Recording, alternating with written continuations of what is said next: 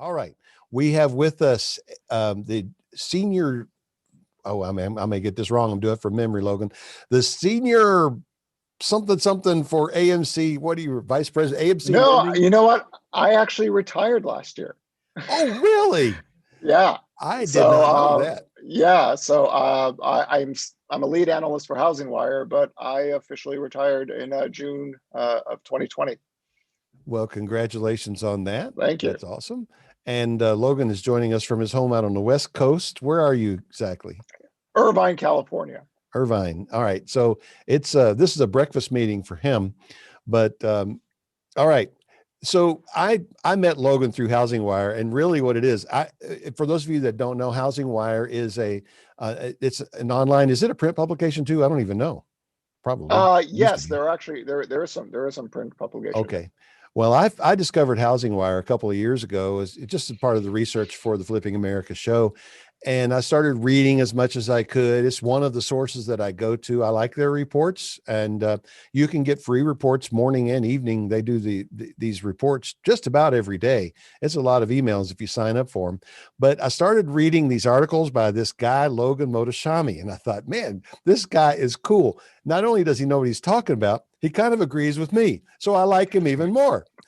And so I said to Carly, who was our assistant producer at the time, I said, find this guy's email address and get him on the show. And there was an instant connection. Logan, we've never met in person, but I consider you a friend. And I'm so glad that you take time. I know that your schedule is pretty busy with golfing and everything else that retired people do. But thanks for joining us today. And so let's just jump right in. The real estate market crash of 2021.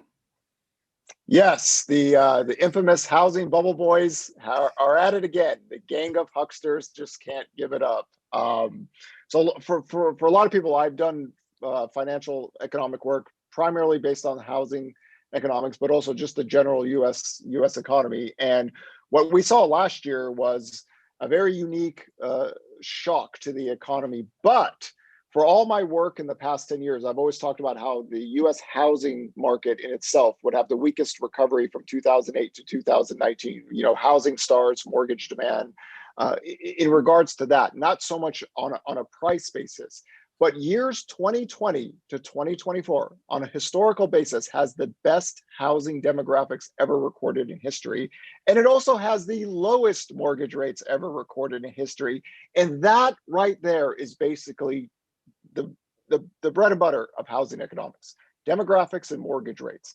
So naturally, the bubble boys since 2012, always predicting a crash, always talking about, this has to happen, or the Federal Reserve did this, or all of a sudden we've come into 2020. And what people forget is that February, not only just economic data, but housing data for the first time broke out, going back to what we would see in the early part of the century, except this time it's more legit.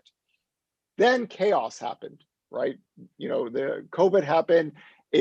Our economy went into a freezing shock, not just the lockdown protocols, but just everyone basically stopped consuming, stopped doing everything. Data that we would historically see as sticky, things that do not have high velocity, had a waterfall collapse. So yeah, the bubble boys said, here it is. We were wrong for 7 years, but we are going to be right this time. So back in April, April 7th and April 10th, I wrote 2 articles. One was called America's Back Economic Model. If people are interested, you can go to my blog at loganmotoshami.com. It's there. I said, the United States of America is going to come back this year, but there's a certain series of data lines that have to recover first, and then certain dates, and then we'll get there to 2020. So the crash is not happening. But for housing, specifically, I talked about how it is impossible to have these bubble crashes when you have the best demographics ever recorded in history and the lowest mortgage rates ever in history. And that's what happened. I remember that you and I had a conversation about this. We talked early in the year about the bubble boys. And then after the pandemic set in, we had another conversation and we were talking about this. And I think that you and I were pretty alone among all of the major prognosticators in saying that the real estate market is still going to continue to rise this year. Yeah, it's a 2008 syndrome. Historically, bubbles don't happen in the same sector back to back, but the grifting of bubble boy talk, the YouTube videos, the you can't see economics done right is terribly boring. I totally get it. You don't want to talk about demographics and labor force growth and where the but crash, please click my site, click my YouTube sites. I'll Yeah. tell you when the housing market's so. Yeah. And when you and I come in and say, hey, everybody calm down, it's going to be fine, we get the same attention as the cat that got down out of the tree by itself. No fire Yeah, department needed. That doesn't yeah, make the headlines.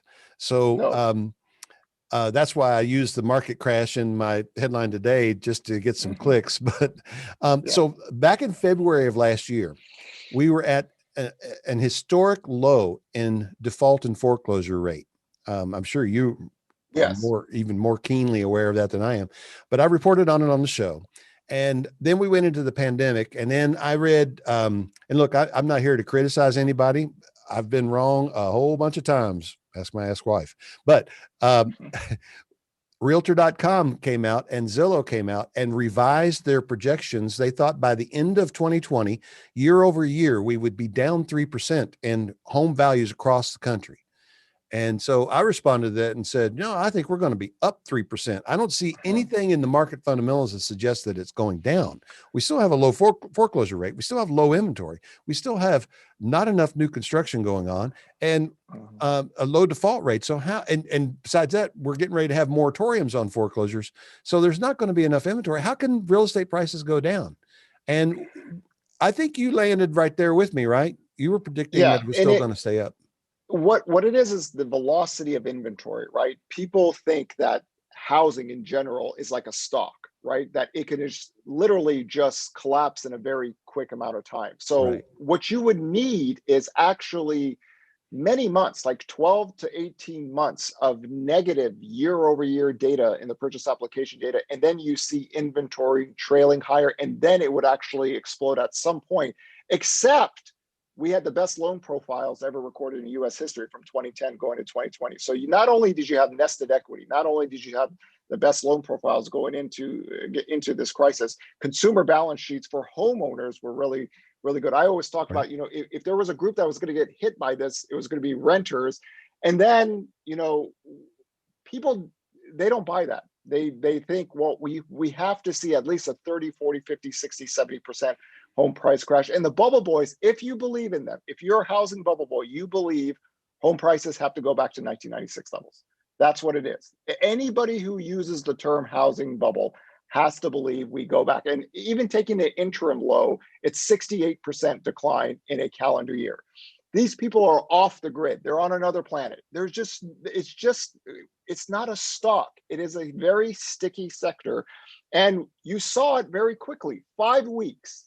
That's all it was. The year over year declines in purchase application data lasted 5 weeks in terms of high volume. And then after that, it started to come back higher. So you had 5 weeks to hawk a newsletter, to kind of push any kind of website, any kind of article. And if you are a true data person, you're going, uh-oh, this thing's heading back higher. May, we're already up to positive, and by June we already made a V-shaped recovery. This is one of the reasons I talked about in April. Wait until July 15th. You're going to get the June housing data. If you believe in this big housing crash, this 60, 70% decline in 1 year, you'll see it then. By June, we're already at the V-shaped recovery. The United States housing market was the most outperforming economic sector in the world. What? Because what drives housing? Demographics and mortgage rates. Those two, on a historical basis, are the best ever in history. These are grifters. These are not economic people. These are not data people. You can Right. see it, how they talk and use their charts.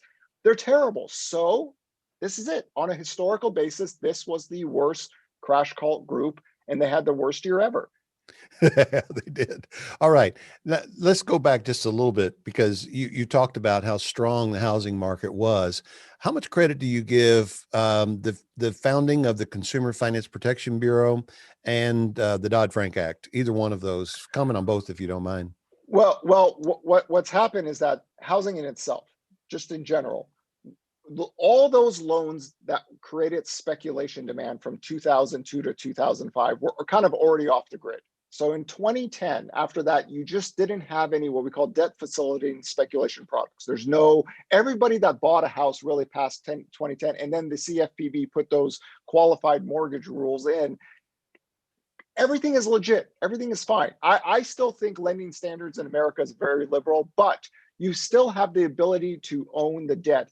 And then every time you have a refinancing wave, this is the key: fixed low debt cost versus rising wages, then nested equity on it, on top of it. And this is one of the things I've always talked about in the last 9 years. You have the best loan profile with nested equity. What are you talking about a foreclosure crisis? You're basically saying some people with 20, 30, 40% equity are just going to foreclose on their property if they need it to force sell. Then the jobs data, you could see it. It was a lot of low wage jobs that were tied to renting. It was a complete magnificent whiff on the part. And basically, I would give them 5 weeks to go ahead and talk about crash. But once you saw the data recovering, it simply doesn't work that way. When demand is rising, you cannot have a bubble crash. It's never worked that way ever in history. So I always say, these are the worst talented American citizens we've had, because nobody can get this wrong. I could take a 6-year-old kid off the street, show him the census data and see, wow, we have 32.5 million people that are about to hit their first time home buyer median age. Where are you talking about? We're not working from an overheated speculation demand cycle. We're working from the weakest recovery ever into the best housing demographic patch ever, and mortgage rates are the lowest. I cannot even come up with a bigger whiff than this, because what? It's grifting, right? I don't believe they're that bad. I don't believe a functioning human being can be this bad on economics unless you are a professional grifter. And that's what happened. And they can't give it up, right? There's no way for them to give it up because that's their business model. Yeah, These sooner are or not later they'll be right. economists. Yeah, yeah, but either they're not economists, they're not data people. And then people show me their YouTube videos, because I don't really follow a lot of people. I just kind of do my thing. And I was like, what are they talking about? How does this work out this way? And you can see this. They don't talk about demographics. They don't really talk about mortgage rates. They don't talk about affordability. They just believe that since home prices rose since 2012 and 2006 was a bubble, now we're above that. That nominal home prices means prices have to go back down to 1996 levels. This is one of the worst talented group of people, not just in American history, probably in the last 2,000 years, but they're designed to be that way because they cannot be economists or data analysts. That would be very boring Right. for them. They wouldn't get any clicks. And we exposed them to that last year. Well, I don't consider myself an economist or a data analyst, but I do read avidly, and I read a lot of things, and I try to make sense out of things because, and the reason I'm doing it, when the crash happened in 2007 and 8, I got caught unexpected. I didn't see it coming, but I wasn't paying any attention to those larger economic things. I was just find a deal, buy a deal, fix a deal, sell a deal. And so I started paying attention simply because I didn't want to get caught unawares again. And that's sort of made me a data nerd. Now, speaking of data nerd, you've got some charts and graphs. Do you want to show us? I don't even know what's on your charts and graphs. You know what? I'm not even going to show charts. Verbally explaining this seems to work the best, because the charts tend to confuse people, because people go back on those YouTube videos and they say, well, look at those home prices. It has to be a bubble. When we look at what happened in 2002, per capita income and home prices, they actually caught up with each other. And then the 3 years after that, home prices deviated from per capita income. Then you had speculation demand, right? Once you start getting into speculation demand on bad quality debt, nothing good comes out of it. It is the exact opposite of what is happening now. If you look at all housing data during this recession, which we're out of already, it was the exact opposite. It makes total sense. We're running into a better demographic patch. It's funny, my biggest concern always for years 2020 to 2024, that's basically a lot of my work over the last years talking about this period, is that real home prices can take off in an unhealthy way. That's what we're seeing. And when I talk about unhealthy, is nominal home prices above 4.6, you adjust it to inflation, the equivalence of rent. If you get above that, that's a too hot market. We're there already. Inventories are at all-time lows. Mortgage rates are at all-time lows. You have the biggest housing demographic patch ever. Where do you come up with this stuff? So it was a plan. The forbearance crash bros, I gave them a nickname, because what bubble boys do is that once they're wrong, they make up something that, okay, well, it's forbearance. As soon as forbearance happens, it goes off. We're going to drop 30, 40, 50%. Forbearance levels are lower than what the shadow inventory was in 2012 when demand was lower than now when home prices started to rise again. This is not how economics are supposed to work. So my job last year was to basically highlight, don't listen to housing bubble boys. If you care, if you honestly care about housing economics or whatever, these are professional grifters. They're trying to, I mean, there's no way I could explain it. You cannot whiff that bad in 2020 and then say, oh, 2021. Already you're losing the battle. Purchase applications, again, 15% year-over-year growth. You typically don't have a crash when demand is rising. It's never worked that way one time. So Yeah. they're doomed, right? You've called them grifters. I call them clickbait con artists. But Yeah. really, if you can get people to click on your YouTube video, you can make money that way. And Yeah, so we know what their that's motive that. is. Yeah, that's the thing. It's just that is just Yeah. when people try to show me, well, look at this chart. The way they abused charts were just like, no. I was just like, no, you don't come into this neighborhood and just abuse those housing charts like that. So that was the So goal. So in case there's somebody on the call that's not fully convinced yet, they may be skeptically thinking, "Well, I wonder what Logan's angle is. How's he going to make money off of whatever?" And assuming everyone has an angle, Yeah. what would your angle be? I mean, are we just trying to pump cheer into the economy to try to pump things up? Here's the thing. I retired last year. My blog was always free, right? There's no ads. Okay. As somebody who believes in economic models, this is really fun for me. It was never actually even about money. So, but when I saw what happened in the last 10 years, we just had the longest economic expansion ever. And then you had these perma bears, these American bears. I said, you know what? Until I die, my job is to basically take out as many American bears as I can, right? Economic cycles come and go. There's certain economic models that has worked for decades. And even with this crisis, right? People said, that's it, we're going to be in a depression. We have to have American nerds fight back against a bunch of perma bear grifters. Most of them are gold bugs and anti-central bank people, right? And just to show people that math, facts, and data matter. These things actually matter. These speculative theories on American economics, right? We've always had demagogues, right? 2,000 years of history, you always have a form. Now it's on the internet. So, but it's not the final answer that matters. It's the why factor. You have to explain. That's why I created that America is Back model on April 7th. It said, you follow these dates, you follow these economic data lines, May 18th, July 15th, September 1st, we'll be fine.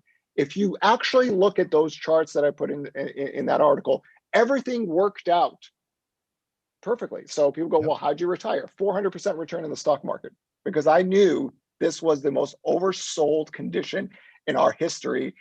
And that's it. I don't need people to subscribe to my blog to give me money. It was never about that. It's about math, facts, and data. And people have to stand up to these kind of conspiracy theories that are talked about all the time.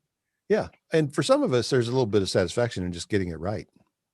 Right. Well, yeah, but it's just that there has to be people in the middle that are not ideological people, that are not people that work in the industry. There has to be there has to be a medium that just talks about boring economics. And that what we saw last year on a historical basis, that the reason I use a historical basis, that the two things that drive the housing market are the best ever in history. Where do you come up with these 60-70% price declines? So this is, 2020 was the worst year, and 2021 we back to back. That's it, right? These are professional grifters. And hopefully, if I do my job right, there's a conversation that should Google ban these people, or should there be an asterisk, or what's going on here? That was the full intent. You don't come into the United States of America in our housing market and start promoting these just fraudulent grifting tactics. Yep. All right. So I've been asking all the questions. If you guys have a question for Logan, jump in there and put it in the Q&A right now, because we're almost out of time for this call. You will notice that our calls on Wednesdays this year are going to be short. That's because the lockdowns won't last forever. This is going to be a lunch hour thing, or a brunch thing for those on the West Coast. But we're going to be out of here in just a very few minutes. So if you have a question for Logan, put it in there. And Logan, I'm going to come back to you in a minute for a final word of encouragement for real estate investors. But haven't you guys appreciated this? I mean, econ can be a boring subject, but here's a guy that delivers it with interest and passion. I always get a kick out of talking to you, and y'all put some sevens in the chat. I'm watching the chat right now. Show your appreciation for this man has spent years and thousands of charts. 7 is a way on Zoom of applauding, by the way. We're applauding your effort and thanking you. Oh, you got a woot woot. And all right, so the questions are open. Use the Q&A tab if you got them. The sevens are coming. The people really appreciate you. Oh, hey, somebody wants to know your blog ID. Where can they go and read more from you? It's just Logan Mohtashami, MOHTASHAMI.com. It's free. There's no advertising, no nothing.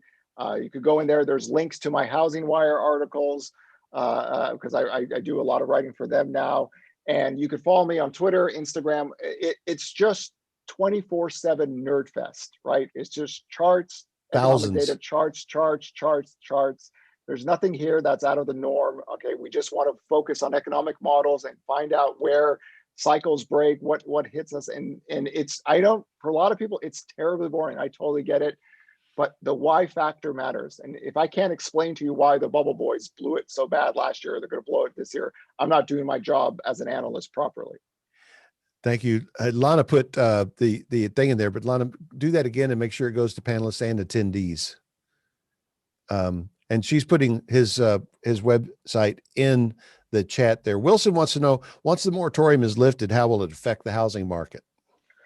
Well, first of all, the Forbearance Crash Bros article I wrote last year was designed to try to tell people that the forbearance is not going to be the issue that really changes the housing market, because most of the jobs that were lost were tied to renters. We've gained back enough jobs to where the higher income jobs are almost positive again. So the problem would be if certain people, now they're going to extend forbearance most likely to the end of the year. As long as COVID is part of us, as long as we still have to, we still have 9.8 million jobs that have to be, has to come back. Until we're there, the forbearance will give you some supply, but I think some people might have already sold, even if they weren't even on forbearance, and you don't see the shift, right? So we want the housing market to cool down.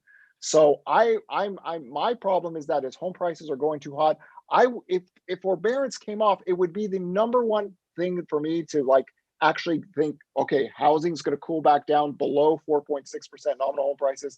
I just don't think there's enough velocity in that, because they're probably going to extend this all the way out into 2021. And also the key is that the forbearance numbers are about 2.74 million. The shadow inventory was near 5 million back in 2012 when demand was lower, mortgage rates were higher, and that didn't do anything to the general housing market. If you're trying to make a price decline thesis, you need higher rates, right? 4.755% in hot coastal areas. You saw adjusting to inflation home prices go negative in 2019, not nominal home prices. So rates are just too low and demographic demand is too good. Follow purchase application data every week. If you're seeing flat to positive data like we have already in the start of, you typically do not have a crash. It's never worked. In 2005, we saw a peak. We saw 3 years of declines. We went from 7 million existing home sales all the way down to 4 million.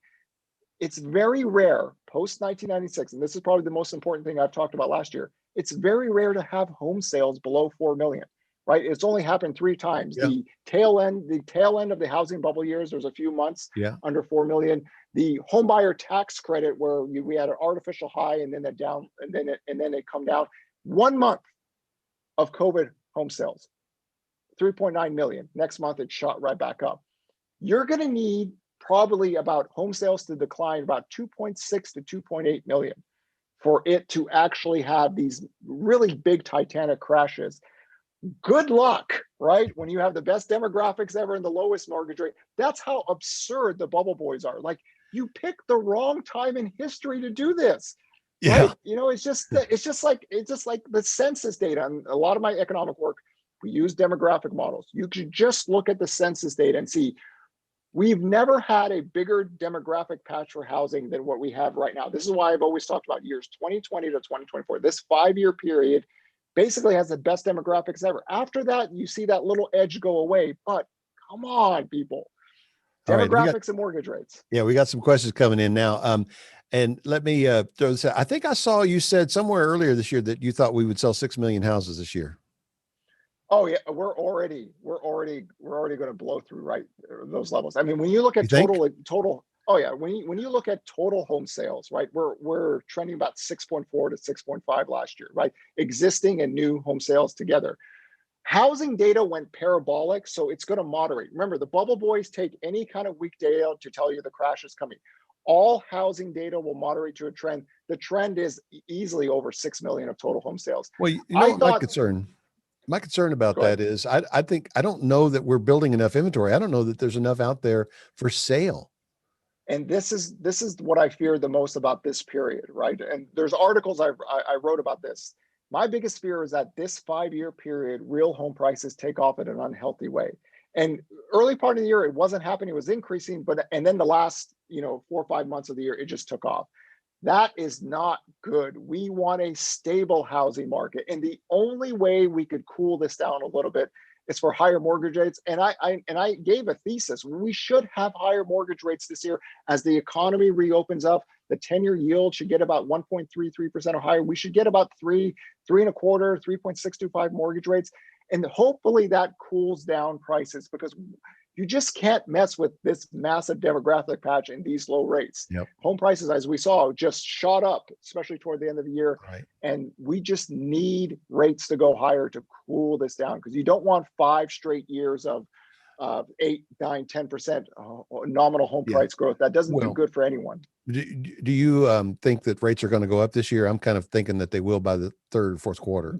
The AB economic model I wrote on April 7th said the 10-year yield should get to 1% by the end of the year. We got to 0.99%. Mortgage rates kept on going down because mortgage rates were never really priced correctly. We had a mortgage market meltdown early in March. So rates, just the velocity of rates going up above 4%, I think is difficult while you have COVID. If COVID wasn't here still, that'd be a different subject. So think about 3.325, 3.625. That's where our target is. That's good. That's good for America. That means America is finally defeating the last stages of COVID. We want this to happen. I always tell people the greatest thing for America right now is watching that bond market yield go up higher, because that's our way of, giving one of the fingers to the COVID-19 virus. Let's rapid fire some questions here. Wilson says, will there be any relief for landlords? Hopefully there will be something. Congress has been so, there's so much drama going around with politics that hopefully with a little bit more stability, there'll be something for landlords. That's actually something I've talked about a lot on Twitter, that, there needs to be some kind of cooperation. This is one of the reasons I say we need a housing czar, not just for consumers, but for banks and landlords, something to get all parties to work together. So I'm hopeful that something comes up, because listen, in a few months, the virus is going to start. We're going to get all the jobs back. Disposable income is still higher now than it was pre-COVID. We'll get back to normal. We're just in the last stages here, and hopefully that will solve this issue. Hopefully, all right. In 2021. Miller says mortgage companies are turning around to offer 40-year loans after the forbearance. What's your take on this? Those are technically illegal. The CFPB actually made a rule. If any mortgage company is actually doing a 40-year mortgage, it is not under the CFPB protection, right? And this is why traditional mortgages out there don't provide it. Interest-only loans, 40-year mortgages, those things have been, they have no legal protection. That's why if you do see something like that, which I haven't seen yet, I wouldn't go there. Right. And people keep on saying, well, housing is unaffordable. If housing was unaffordable, purchase applications would be going down. They wouldn't be rising since 2014. We wouldn't have demand at pre-cycle highs. So the 30-year mortgage is going to be almost 100% of all the loans done in terms of the longest amortization products. 40-year mortgages are no longer allowed under legal protection. What do you think are going to be the long-term effects of the trillions being put into the market? I guess it's the trillions Uh, of COVID relief. well, we have one of the things I wrote about last year was that we have the backdrop of a roaring 20s, right? We have good demographics, we have a lot of money in the system, but our savings rate is really high, right? If you look at saving, I always put those savings rate charts. Now we're going to add another saving rate charts. Hopefully, when things open up, the savings rates come down because people could start to spend more, and then we have a little bit of a more normal economy. So disaster relief is what I call it, is fine up until the point till everybody can walk the earth freely. And then after that, it might create some shortages in some areas, but we should be okay. I'm never worried about federal debt being high. I'm never worried about inflation. The supply chains prevent shortages from happening. We're going to have some dislocation in inflation data just because after every crisis, once the recovery happens, you see these really high prices coming in on some of the data lines. Don't worry about that. Inflation will still be stable once it's all works itself out. So nothing but a positive for having this much disaster relief in the economy. And then Yeah. once we can walk the earth freely, we can go, right? We can get this economy back to normal again. And the 10-year yield should be higher and mortgage rates should be higher after that. All right. That's great. One last thing. There's some conversation going on about the picture behind you. My speculation is it's a young Jack Nicholson, but I don't know. It is Jack Nicholson for sure. Yes. All right. Younger, of course, because at this point, anything in the past is younger. Yeah. But, yeah. But what's the story? Any story behind that? You know, I'm an art lover. For people who follow me on Instagram, you're going to see just 2 or 3 art portraits. My mother's an artist, so there's tons of artwork. And a friend of mine actually painted this for me, and so it's something I enjoy. I used to have a chalkboard with equations back there, and it just drove people crazy because they couldn't figure out what it was. So I thought, I'm just going to stick Jack back here and make everyone relax. All right, everybody. This is Logan Mohtashami. His website is in the chat. You can get it. We'll send the chat out when we send the video replay out, probably Monday. But Logan, thank you so much for being here with us today. It's always great to talk to you, my friend. Appreciate you taking the time. My pleasure. And always believe people that believe in economic models, not grifters, right? Yes. All right. We'll talk again soon. We'll talk with all of you tomorrow night and then next Wednesday and Thursday. We'll see you.